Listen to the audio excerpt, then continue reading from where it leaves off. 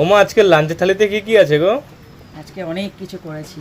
ওই দেখি তো, ভাত আসলো, এরপর আর কি কি যাবে? দেখ, এখানে করেছি কাঁকরোল দিয়ে, ঝিঙে দিয়ে, চিংড়ি দিয়ে ভাজা।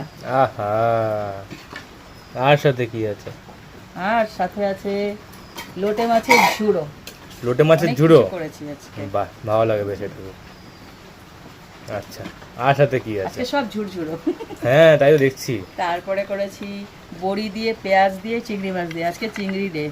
হ্যাঁ দু রকম চিংড়ি চলে স্পেশাল এসেছে। রেসিপি সব। হ্যাঁ, আর আর সাথে একজন অন্য ব্যক্তি ঢুকে গেছে।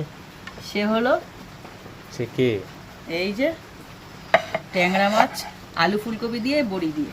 বাহ, সাথে জমে গেল তো আছে ব্যাপারটা শসা। আজকে। এখনো আছে।